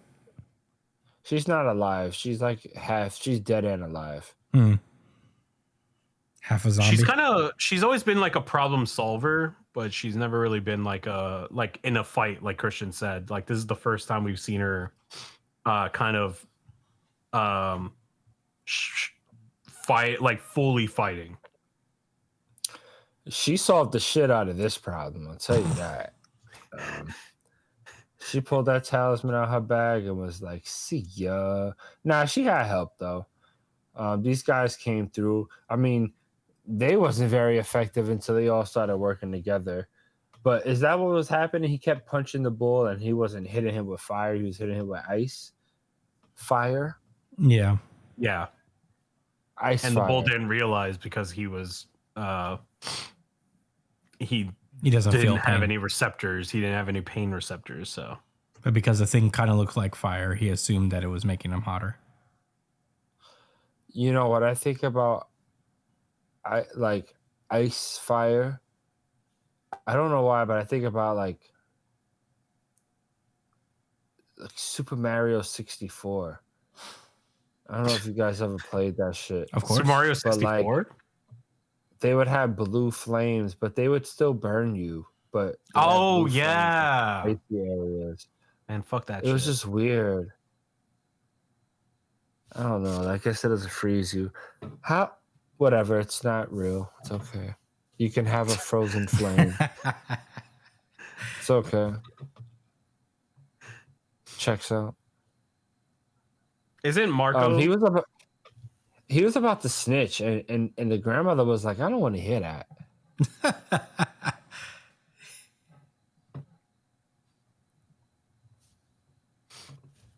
No thanks. No thanks. No, I'm thank good. you. Anyway, those are my thoughts. Brian Espinal. What? Anything No, else to share about that? Oh, Christian. Sorry. Christian I thought this chapter was really fun. This was my second favorite chapter. But man, it was very close second. This was like really fun to read. These two characters are so cool. Kashimoto and Payase. I thought they were really fun. The shadow guy really does look like Dark Shadow. It's kind of funny. Yeah, he looks exactly like him. Yeah. Yeah, this is just really cool. A lot of fun action. There's not a whole lot story-wise. I wonder where these fucking people came from. But yeah, this was like such a fun time. And the art is just so good. I don't know what this Afumza thing is, but it's super cool whenever it appears. But yeah, just lots of style points and just a lot of fun, unique action, which you could come to expect from Dandadan. Sometimes it's difficult to convince people that it's peak because we spent a couple of panels making hard jokes about a bull with tidy whities on. But we swear to God, it's peak. It is so good. You know, it's crazy. The bull saying that about himself is one thing, but the shadow guy. The shadow guy going, "You're pretty hard down there." The pause merchant strikes again. What was it you called him last week? The Ayo Savant? Yeah. Nah, that guy. The shadow guy, he's moving whack, bro. I don't know about that. Yeah.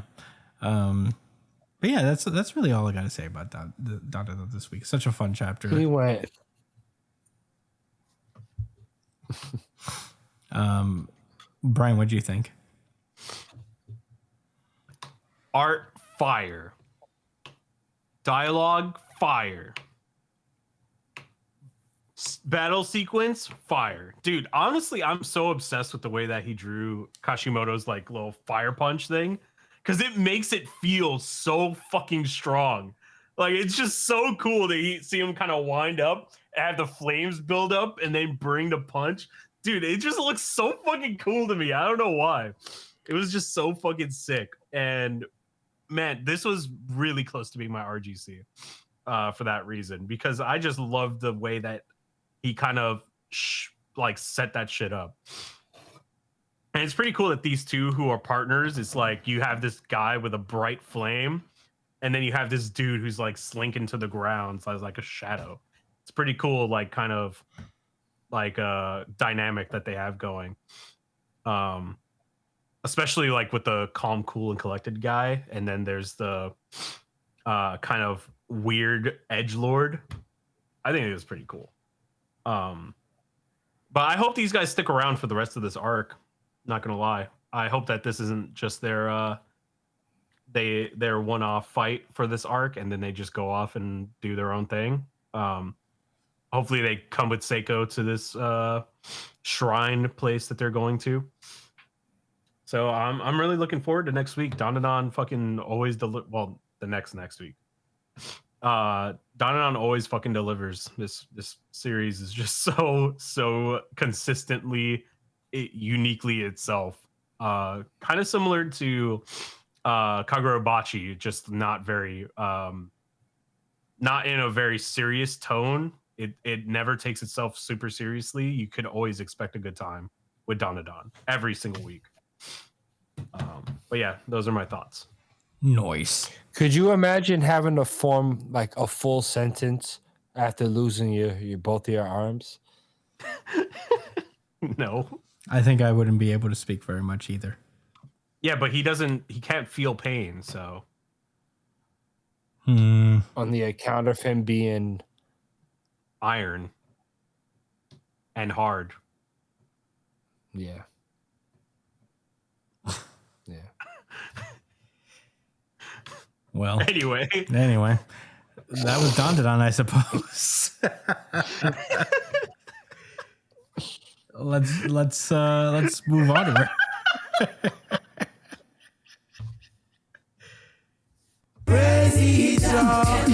Undead Unluck.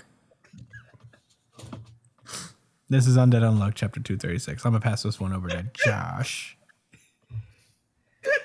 Undead Unluck. Chapter number 236, The Heart. Part 6. Oh, the heart. That was nice. 236. Oh, he did that on purpose. Whoa. The last one. Yeah. Heart. 236 heart. He knows. Tozuka is a Kendrick stan confirmed. Mm-hmm. Yeah. Use your heart and not your eyes. Anyway. So last week they got the artifact heart by taking out Fuko's heart, and in the process they still was able to keep her alive. Pretty sick.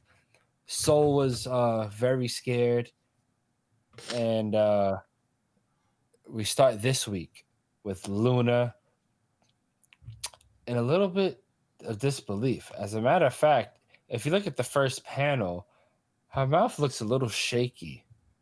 She's showing signs of caring about something. Yeah. Taking it seriously. Yes, it's things are becoming, unforeseeable, Anyway, Fuko and Andy's charging up the heart artifact, like Samus's charge shot, and it's just a matter of when they're gonna launch it. You know what I'm saying? Whenever they feel like it. Yeah. And Fuko's like, answer me, Luna.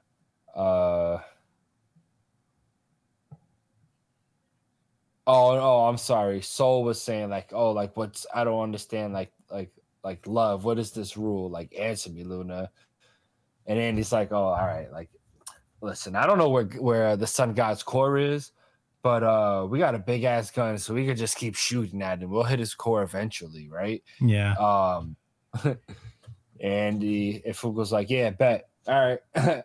So before they start blasting away, Soul goes on an emo sore loser rant, like, no matter what y'all do, we're the rules, and we make up everything we want, and you can't win. Nah. So, and he starts to crash out himself like vintage Brian.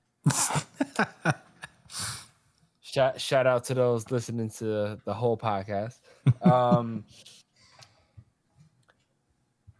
And Soul, like, they notice, like, oh, like, Soul isn't attacking us. What's he doing? He's like launching this attack, and what he's doing is he's absorbing all the Umas around the earth into himself to unlock his Sun Soul phase N. So instead of it being a phase 3, we didn't get a phase 2 or 3 from Soul. We skipped straight to his final form, which is combining with the Sun and all the Umas. And it looks, it looks crazy. I don't know what I'm looking at. Yeah. It's like but it's like a hodgepodge of monsters. Yes, but the stakes are higher than ever. Yeah. So this is the phase end, much like the phase of this series. Mm-hmm. Yes, very, very astute there, Chris. So I guess Andy thinks with flashback, and Luna's like, "Yo, listen, all nervous, sweating, oh, sweat beads. If you manage to take down This thing can Sun with sweat." that tainted treasure, right? It's nervous." He's like, you will clear the game, and every negator in this world will be released." And Nico's like, "Release? The fuck is that supposed to mean?" And Luna's like, it means quite literally, release the world that exists now. Wait, release the world that exists now. Every Uma, artifact, and negation ability will disappear from the world. However, if you fully exhaust the heart, unlock, then your memories will. Actually, your love will disappear without a trace. And right as Luna's saying that, they start blasting their heart gun. And Luna cannot believe it. She is fucking stunned. He's like, what? Huh? Are you not listening to me? Are you fucking deaf? And, Are you dumb? They're just like, you got the wrong idea, Luna. We don't care. We're risking it all to win. We want to win more than anything else, Luna. Okay? And our love is built different. As a matter of fact, you don't even understand how love works. Like, it's not going to run out like how hate does, because hate is finite. Facts. Love is infinite. All right? Especially love that's built in the present and future, whatever that means. Luna is even more shook. As she stares and watches.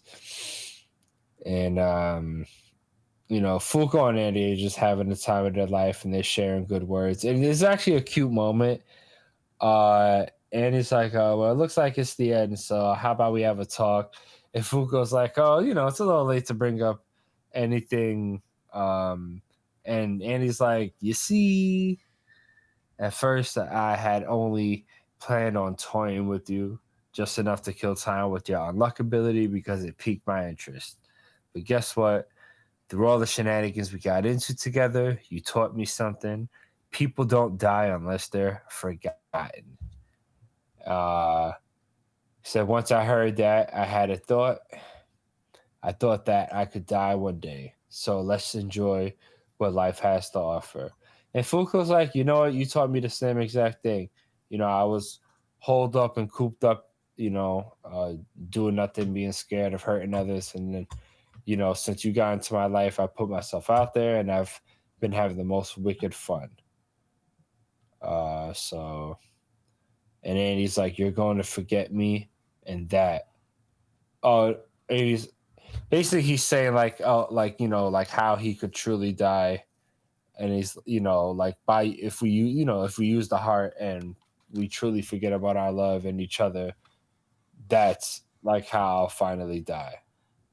The memories I share with you, each and every one of them became a treasure, and their shine has taught me what death truly means.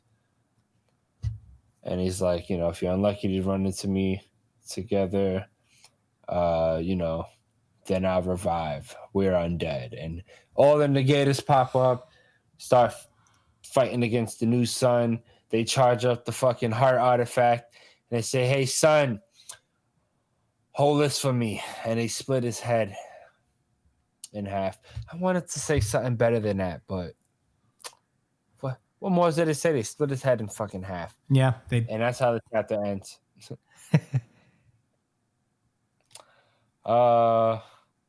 Chris, what were your thoughts? Man, I really enjoyed this chapter, I really come full circle and just like how it's ending. And I'm having a good time. I thought this was like a really perfect kind of way, bringing it back around to Andy wanting to die in the beginning of the series, and Fuko letting him know that the only way that he can actually truly die is if he's forgotten. And, and since that's what's pretty much going to happen, since they're using the heart, Andy's in a way getting what he wants. But in that sense, he's also realizing that it's not what he needs. He's like, yeah, we're going to forget each other for now, but when we find each other again, we're going to make a whole new life, a new set of memories. So Yeah, that's really touching and nice, and hopefully when they reunite, he'll be of age. But Yeah. who's to say? Basically saying their love will transcend time and space. Yes, Which is pretty sick. Wicked sick, some would say. But I had a really good time reading this one. It really kind of it really pulled at my heartstrings a little. Especially seeing everybody come in and have their big simultaneous thing in the end. I don't know how far the anime of Undead Unluck is going to go. I know they're doing season 2 right now, but I hope they reach this point, because I know sometimes like certain anime don't come back if it's not like particularly successful enough. So hopefully they get Undead all the way up to here, because I think this could be a cool moment to animate. But we'll see. Those are all my thoughts. Brian, what did you think? I don't have much to say. This is a pretty great chapter, but I do want to say it was pretty funny that they kind of did the thing that people usually like make jokes about, where it's like like the name of the series is Undead Unluck, and then they were like, yeah, this is our Undead Unluck. Yeah. Maybe the true friends are the Undead Unluck that we found along the way. Or it's like, man, I loved it when Morpheus said it's Morpheus time, and then he started morbing all over. Yeah, when Morbius was like, it's Morbin time. It's Morbin time. That's kind of like it's a meme because the movie sucked, so you could say that and it's okay. That was probably then what actually happened in the movie. It's Morbin time. That's for those that don't know. But yeah, that's why we don't say it's. Go ahead. No, go ahead. No, I was gonna say that's why we don't say it's Batman time. It's Superman in time. It's about to be Superman in time. It's super. Oh god, no! James Gunn is gonna make Superman the coolest guy ever. It's gonna be Edge. Yeah, the trailer look really good. No, it's not gonna be Edge. It actually looks pretty good. Yeah, it doesn't look Edge at all. But isn't that a good thing? Yeah, we want Superman to be definitely. Edge. Oh no, what? No, what? We don't want Superman. Who's the edgelord now? It's you. You're the edgelord now. You took my title. It'll take a lot more than that to take your title, Brian. But this is a pretty big Undead Unluck chapter. Very, very trademark. Love triumphs overall, no matter what. So all these consequences mean nothing in the face of love. Love. Very Undead Unluck. But yeah, those are my thoughts.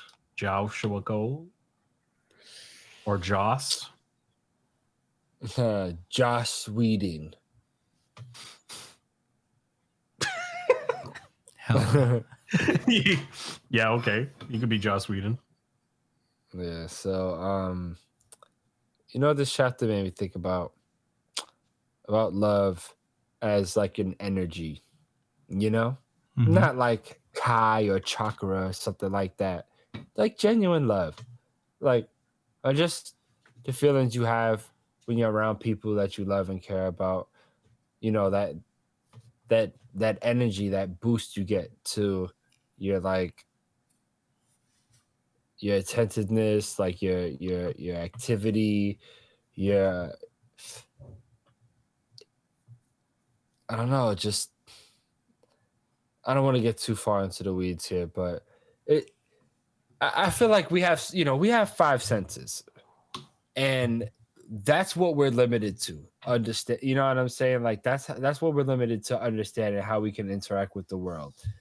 And that doesn't mean that maybe there's all these other like forms of feeling, you know what I'm saying, or sensing, like a 6th, 7th, or 8th sense, like that can be tapped into one way or another. That could help display like how love could be such like a positive driving force. Because I agree, I don't think that's just cheesiness coming from the end of like this series. I think it's true how love and compassion makes us so much greater than the sum of our parts.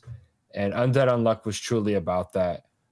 For real, like with all the negators, how they all became better versions of themselves when they was around each other, both in personality and confidence and self-love, and also like in their negator abilities, and how they started to free like each other. They started to free themselves, and that's how like their abilities developed. I think that was just really cool. I like it's not lost on me through all of the silliness and cancellation, I guess. This is a nice series. Sad to see it in. Yeah. Definitely. Those are all my thoughts. All right. Well, I don't got any rebuttals, but that was Undead Unluck, and that's been our show. Thank you guys so much for listening. As per usual, you can find me at the Chris Espinal on Twitter and Instagram. Josh is at JDCole_37 on Instagram, at New Jump City Josh on Twitter. Brian is at b.esp on Twitter and Instagram. You can also catch him where he's streams video games on twitch.tv/It's Punchline. Email the show at newjumpcitypod@gmail.com with any questions, suggestions, anything you guys want us to talk about, and we will talk about it on the pre-show chat show. And while you're at it, why don't you just comment under the YouTube? We're on YouTube again, so hit us up on that. Comment your thoughts on the chapters, on the show in general. What are your thoughts? What are you thinking about it? Please let us know. And subscribe while you're at it. Give us a like, share the pod if you like it. Tell everyone you know about it. Scream our names from the rooftops. You could also subscribe to us on audio podcasts. Wherever you listen to audio podcasts, we're on those things as well. With that being said, oh man, I just realized this might be the last show of the year. So, there's no jump next week. I don't expect anything to come out. This might be it for 2024 for us. I just came to that realization. But yeah, thank you guys for listening up to this point. We went pretty much this entire year without video. I think we started, we ended last year with no video. I gotta look at the stat exactly where our last episode was 213, and then we came back with 290. So it's something around like 87 episodes gone. But maybe it was more closer to 2 years, a year and a half that we didn't have video, but we're back. I would trade our consistency for Tagashi. Like I wish like we could just take the long hiatuses. Yeah. And only return like when not even from just doing the pod. Like if we just couldn't talk about manga, I'd trade that. Nah, that's whack. I wouldn't trade. That's a little much. Yeah, I love Hunter, but I'm not trading y'all. Yeah, definitely. But thank you guys for hanging on with us for all this time, and I hope you guys enjoyed our 2024 season. 2025 is around the corner. Have yourselves some happy holidays, and we'll see you in 2025, New Jump Citizens. Later. Peace out, y'all. Thanks for listening. Happy holidays. Bye. Have a holly jolly Christmas. It's the best start of the year.